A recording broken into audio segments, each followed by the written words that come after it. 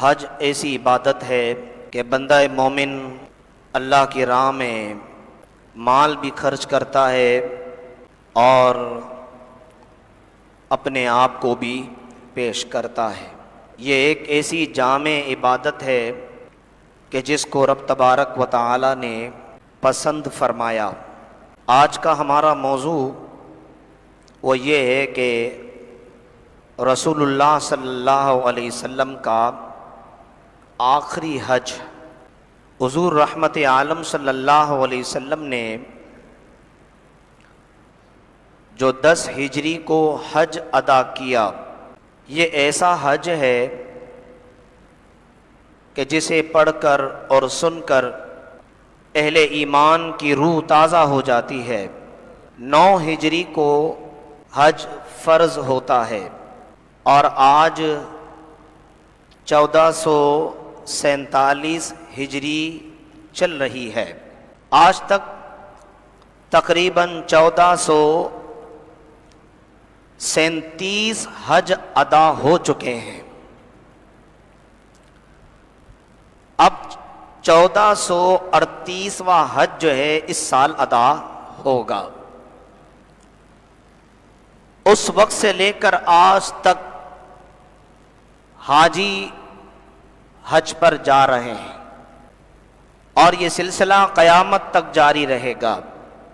اور جو حج 10 ہجری کو ہمارے آقا و مولا صلی اللہ علیہ وسلم نے کیا ہے، سیرت نگاروں نے لکھا وہ حج اتنا مبارک، اتنا بابرکت کہ پیارے آقا صلی اللہ علیہ وسلم نے اس حج میں اپنے 4 خلفاء کو بھی ساتھ لیا تھا۔ حضرت ابو بکر صدیق رضی اللہ تعالیٰ عنہ، حضرت فاروق اعظم رضی اللہ تعالیٰ عنہ اور حضرت عثمان غنی رضی اللہ تعالیٰ عنہ۔ آپ مدینہ طیبہ میں حضور علیہ الصلوۃ والسلام کے ساتھ اس سفر میں شامل ہوئے اور مولا کائنات شیر خدا رضی اللہ تعالیٰ عنہ آپ اس وقت یمن میں تھے۔ آپ کی معیت میں جوگ در جوگ قافلے پیارے آقا علیہ الصلوۃ والسلام کے ساتھ شامل ہونے لگے۔ بڑی عشق کی باتیں ہیں، باتیں سنی جائیں تو دل کے کانوں سے سنی جائیں، علم میں بھی اضافہ، ایمان میں بھی اضافہ اور روح بھی تر و تازہ ہو جاتی ہے۔ اللہ اکبر۔ پیارے آقا صلی اللہ علیہ وسلم اپنے غلاموں سے کہتے ہیں اب میرا حج کا ارادہ ہے۔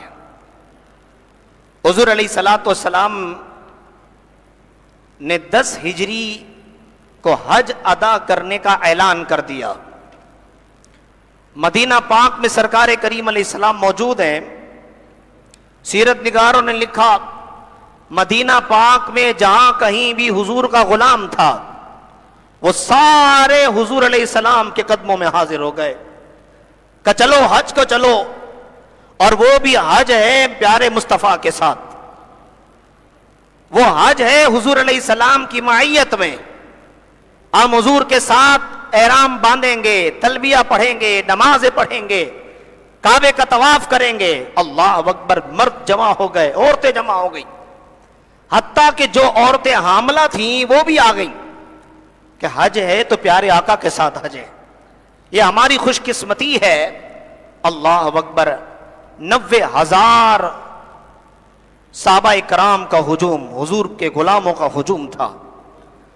ایک روایت میں آیا 1,14,000 جمع ہو گئے، ایک جگہ آیا 1,24,000۔ اور پھر حضور نے جب اعلان کیا تو مکے والے تیار، مدینے والے تیار، پھر جو یمن میں تھا وہ تیار، جو شام میں تھا وہ تیار۔ اب قافلے جوگ در جوگ مدینہ کی طرف آ رہے ہیں، قافلے جوگ در جوگ ذوالحلیفہ کی طرف بڑھ رہے ہیں۔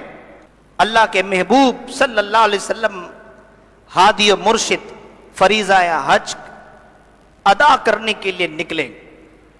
پیارے آقا علیہ الصلوۃ والسلام نے یہ جو حج کیا اور یہ جو اعلان ہوا اور اس میں جو قافلوں کی شرکت ہوئی اور حضور علیہ الصلوۃ والسلام نے اتنا عرصہ جو لوگوں کو اللہ کی طرف بلایا، حضور نے جو فوج تیار کی تھی، پیارے آقا صلی اللہ علیہ وسلم یہ چاہتے تھے کہ یہ میں سارے غلام ایک بار مجھے حج کرتا دیکھ لیں کہ حج کیسے کیا جاتا ہے۔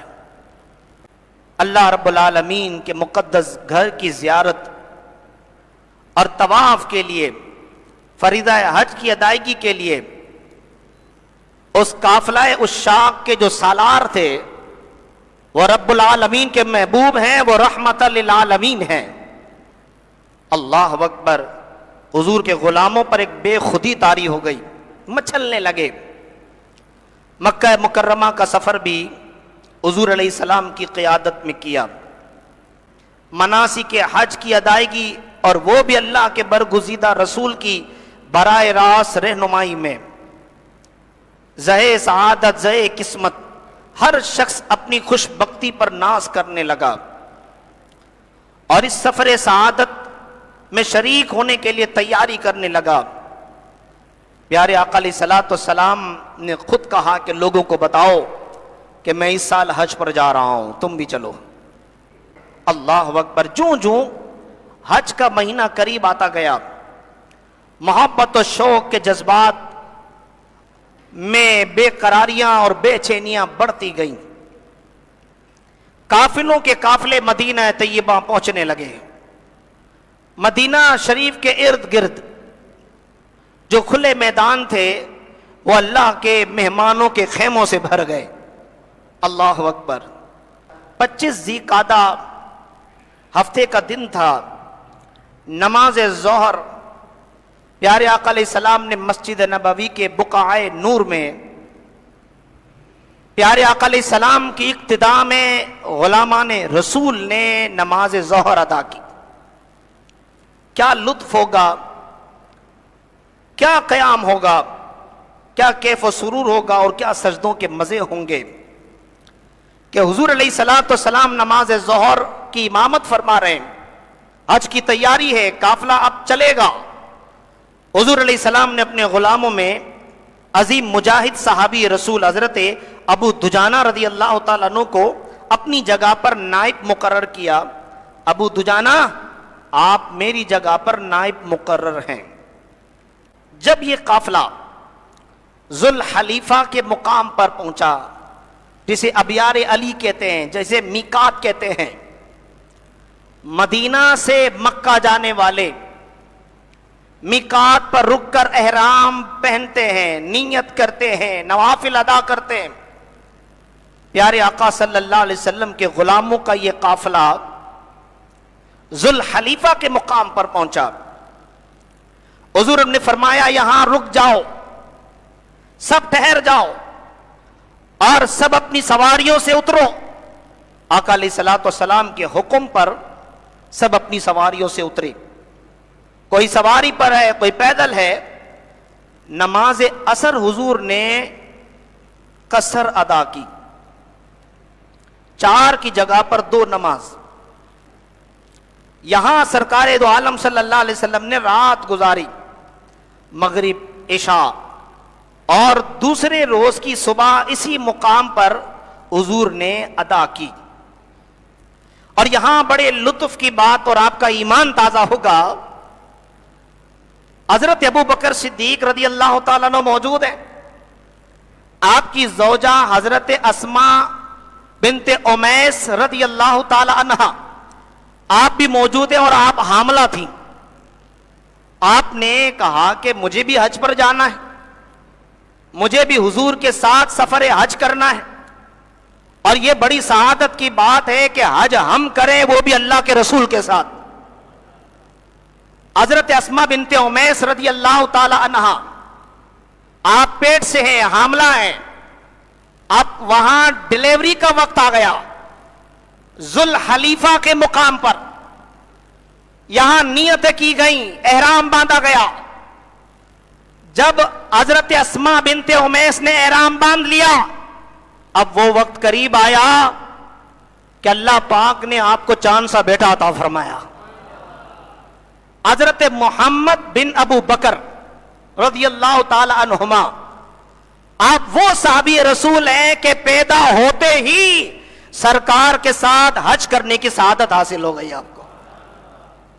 اللہ اکبر. یہاں تو اولاد ہو جائے تو ہماری بہنیں جو ہے وہ 4 پائے سے نیچے اترنے کا نام ہی نہیں لیتی، لیکن اس خاتون، اس عظیم ماں کہ جس کی یہ خواہش تھی کہ میں حضور کے ساتھ حج کروں، اور بچہ بھی جن لیا، بچہ بھی ساتھ لیا، پیارے آقا علیہ السلام کی بارگاہ میں عرض کی، یا رسول اللہ یہ میری حالت ہے تو میں کیا کروں؟ میں نے احرام کی نیت بھی کر لی ہے، کیا میرا حج ہو جائے گا؟ حضور نے کہا ہاں تمہارا حج ہو جائے گا، لیکن یاد رکھو حرم میں مت جانا، طواف زیارہ مت کرنا، جب پاک ہو جاؤ تو یہ بھی ادا کر لینا، تمہارا مینا جانا بھی ٹھیک ہے، تمہارا عرفات جانا بھی ٹھیک ہے، تمہارا مزدلفہ جانا بھی، شیطان و کنکریاں مارنا بھی ٹھیک ہے، تمہارا حج ہو جائے گا. اللہ اکبر. کیا شوق ہے ان کا. ذوالحلیفہ ایک مقام ہے، ایک چشمہ ہے جو مدینہ طیبہ سے 5-6 میل کی مسافت پر ہے، اور پیارے آقا صلی اللہ علیہ وسلم نے نماز ظہر سے پہلے حضور علیہ السلام نے احرام کے لیے غسل کیا، سر پر حضور علیہ السلام نے تیل لگایا، منہ مبارک میں کنگھی کی، خوشبو لگائی، حضور علیہ السلام نے 2 چادریں زیب تن فرمائی. ام المومنین عائشہ صدیقہ رضی اللہ تعالی عنہا، آپ نے پہلے سے تیاری کی کہ آقا علیہ السلام کے احرام کو خوشبو لگا لیا، حضور علیہ السلام کی احرام کو معطر کر دیا. اللہ اکبر. اہل عشق کہتے ہیں میرے نبی تو وہ ہیں کہ جنہیں خوشبو لگانے کی ضرورت ہی نہیں ہے، میرے آقا کے جسم سے جو پسینہ نکلتا اللہ اسے خوشبو میں تبدیل فرما دیا کرتا. لیکن یہ حجاج کے لیے سبق ہے کہ آپ حج کی نیت کرنے سے پہلے احرام پر خوشبو لگا سکتے ہیں امت کی رہنمائی کے لیے. اللہ اکبر. یہاں بڑی دلچسپ بات آپ کو بتاؤں، لیکن سننا بڑے دل کے کانوں سے، جس کو بیان کرنے کے لیے بھی اور سننے کے لیے بھی ایک اندر عشق چاہیے کہ پیارے آقا صلی اللہ علیہ وسلم کی ذات کتنی عظیم ذات ہے، جو دامن مصطفیٰ اللہ نے ہمیں عطا فرمایا. یوں تو پیارے آقا علیہ السلام امامہ شریف پہنا کرتے تھے، حضور علیہ السلام کی زلف مبارک. اب جب بندہ احرام پہن لیتا ہے تو ٹوپی نہیں پہن سکتا، امامہ نہیں پہن سکتا.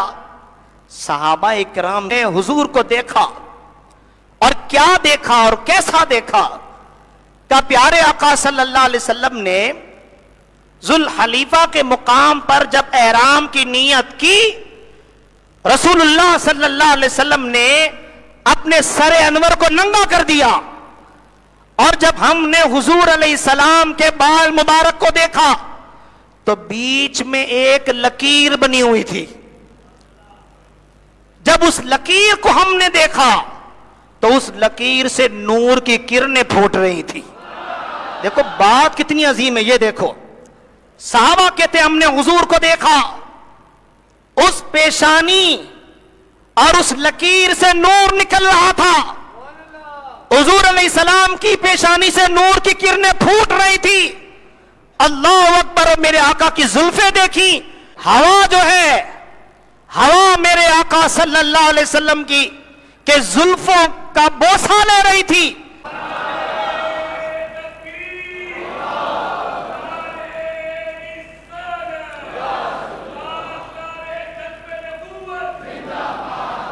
ہوا چھو رہی تھی حضور کے زلفوں کو، کہ حضور کی زلف مبارک ہل رہی تھی، ہم نے دیکھا. اللہ اکبر. صحابہ کرام نے جو منظر دیکھا، پیارے آقا صلی اللہ علیہ وسلم نے 2 رکعت نماز ادا کی. اس کے بعد حضور نے حج اور عمرے کا احرام ایک ساتھ باندھا. یہ حج میرے آقا کا حج قران، اور حج قران ہوتا وہ ہے کہ جس میں عمرہ اور حج کی نیت ایک ساتھ کی جائے. اور پھر احرام کی پابندی سے کب آزاد ہوگا؟ جب مکمل حج ہو جائے گا. اس کے بعد حضور نے حج قران کی نیت کی. اللہ اکبر. حضور نے پابندی نہیں لگائی کہ سب حج قران کی نیت کرو. حضور نے آزادی دی، جس کو جو نیت کرنی ہے کرے. اللہ اکبر.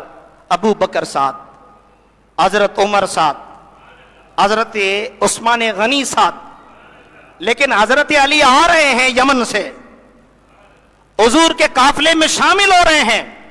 جب مولا علی آئے تو سرکار کریم علیہ السلام نے پوچھا، علی ہم نے تو نیت کر لی ہے، ذرا بتاؤ آپ نے کون سی نیت کی ہے، کون سے حج کی نیت کی ہے؟ کہ یا رسول اللہ جب میں وہاں سے نکلا تھا تو میں نے یہ نیت کی تھی، جو نیت میرے نبی کی ہوگی وہی نیت مولا علی کی ہوگی. بس پتا چلا جو امام کی نیت وہ مقتدی کی نیت. حضور امام الانبیاء ہیں. علی کا عشق دیکھو، میں کیوں اپنی طرف سے نیت کروں؟ میری نیت تو وہی ہوگی جو نیت مصطفیٰ ہوگی.